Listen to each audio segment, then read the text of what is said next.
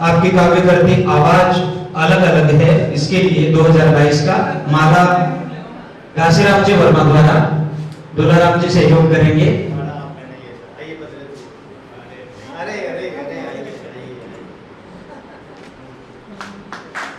साफा भगवान दास जी मोरवाल,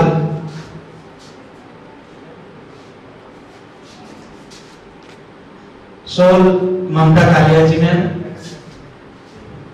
श्रीफल दुलाराम साहन और सम्मान पत्र समस्त अतिथियों द्वारा।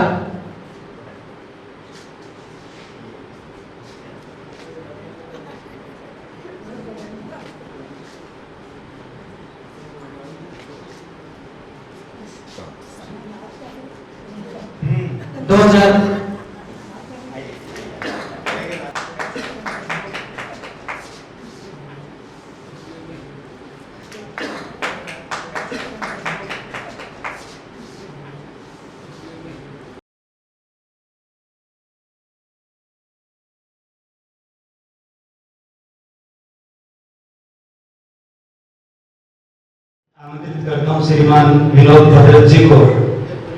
राजस्थान में बहुत सारे ऐसे लोग होंगे जिन्होंने अपना कोरोना काल विनोद भद्रत जी की कविताओं को पढ़ करके काटा होगा। Professor HR. इसरानी जी ने आपके विषय में खूब सारा कहा। सिर्फ कुछ पंक्ति में आपको समर्पित करते हुए आपकी ही कविताओं की हैं, आप भी गौर फरमाइएगा। पिता चले गए और घर में सबसे बड़ा हूं मैं। पिता चले गए और घर में सबसे बड़ा हूं मैं, अब मैं मृत्यु की ओर मुंह करके सोता हूं। ऐसी कविताएं लिखने वाले, इस तरीके से कविताओं को अपने बंध में बांधने वाले विनोद भद्रत जी, आपका स्वागत है। सम्मान्य प्रोफेसर वर्मा, ममता जी, गोरवाल जी, भाटिया साहब, कल्पित जी, नए युवा साथी, प्रयास के अध्यक्ष दुलाराम सारण जी और विद्वज्जनों, साहित्य प्रेमियों जो आप सब यहाँ उपस्थित हैं, मैं बहुत खुशनसीब इस मामले में अपने माँ बाप को मानता हूँ कि मैं प्रोफेसर घासीराम वर्मा जी के नाम पर जो पुरस्कार दिया जाता है उसके योग्य माना गया। और मैं इसलिए भी अपने आप को बहुत कृतज्ञ मानता हूँ कि मैंने रूबरू उनकी उपस्थिति में उनको देखते हुए उनके आशीर्वाद के साथ ये पुरस्कार ग्रहण किया। ये बहुत विरल बात है मित्रों, जब यहाँ से लोग प्रदेश चले जाते हैं और वहीं बस जाने की सोचते हैं, वहाँ एक आदमी पूरे जीवन भर दूसरी धरती पर कर्मरत रहते हुए अपने देश को और देश को निरंतर याद करता है और उसकी खुशहाली के सपने देखता है। मैं बहुत कृतज्ञ हूँ इस अवसर पर कि मैं प्रोफेसर घासीराम वर्मा को रूबरू देख पा रहा हूँ। उनके काम से और उनके नाम से मैं किंचित परिचित रहा।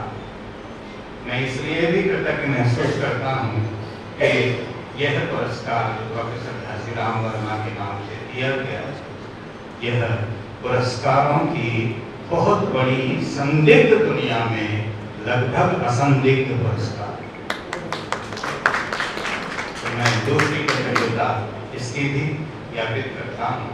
और कविता के बारे में मैं कुछ नहीं कहूँगा, केवल दो छोटी छोटी कविताएं आपको सुनाऊंगा ताकि आपको लगे कि प्रयास में सही चयन किया है।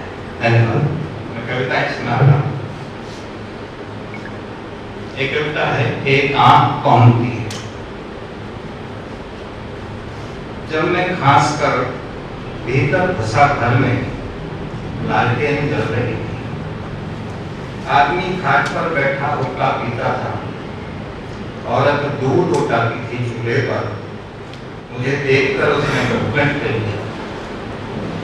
जब मैं खांसकर भीतर घुसा घर में, लालटेन जल रही थी। आदमी खाट पर बैठा हुक्का पीता था, औरत दूध उठाती थी चूल्हे पर। मुझे देखकर उसने घूंघट ले लिया था। मैं भी खाट पर बैठकर बतियाता रहा, हुक्का पीता रहा। बाहर बहुत ठंड थी, ओस गिरती थी, रात गहराती थी। इस बीच औरत ने चाय बनाई 2 बार।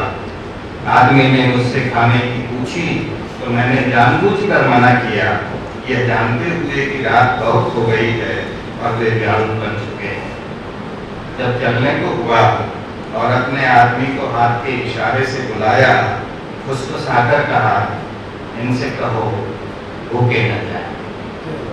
जब चलने को हुआ, औरत ने आदमी को हाथ के इशारे से बुलाया, फुसफुसाकर कहा, इनसे कहो भूखे न जाएं। अभी रोटी सेक देती हूँ, सब्जी रखी है, 10 मिनट लगेंगे बस। मैंने देखा चूल्हे के पास बैठी औरत का चेहरा सामने की ओर था और दाईं आंख मुझे देख रही थी घूंघट की ओर से। जाहिर है वह औरत मेरी माँ नहीं थी, दादी, नानी, मौसी, बहन, पत्नी, प्रेमिका कुछ भी नहीं थी, पर वह आंख आज भी मेरे जहन में घूमती है। कोई काम में फुसफुसाता है, रोटी सेक देती हूँ, भूखे मत जाओ। करता है माँ और पिता।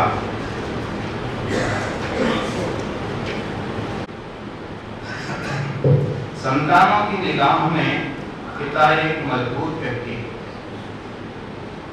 दुख में अविचलित, विपदाओं को अपनी छाती पर झेलने वाले, दुविधाओं में निर्णय लेने वाले, कम हंसने वाले, कभी नहीं रोते।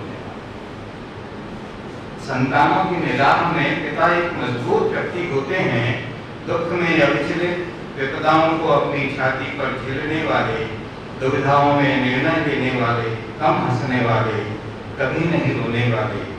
माँ बात बात पर रोती है, गीत गाते गाते भी रोती है, किसी पुरानी बात को याद करके भी रोती है। बहन की शादी को 25 वर्ष हुए, उसे विदा करते हुए आज भी रोती है। हम तीज त्योहार मनाकर वापस लौटते हैं, हमारे बच्चों के सिर पर हाथ फेरती हुई रोती है।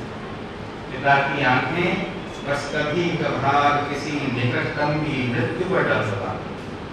पिता की आंखें बस कभी कभार किसी निकटतम की मृत्यु पर डगमगाती हैं। और अब जब मैं स्वयं पिता हूँ, जानता हूँ कि पिता भी साधारण मनुष्य होते हैं, कमजोर और मजबूत एक साथ। वे भी करोड़ों वर्षीय धरती माँ के शिशु हैं, जिनकी कनपटियां सफेद हो। वे भी करोड़ों वर्षीय धरती माँ के शिशु हैं, जिनकी कनपटियां सफेद हो गई हैं। वे भी निविड़ निशीथ की निस्तब्धता में जब बच्चे सो जाते हैं, पत्नी का हाथ पकड़कर रोते हैं निःशब्द। वे भी निविड़ निशीथ की निस्तब्धता में जब बच्चे सो जाते हैं, पत्नी का हाथ पकड़कर रोते हैं निःशब्द। और बात बात पर रोने वाली उन्हें ढाढ़स बंधाती है, बात बात पर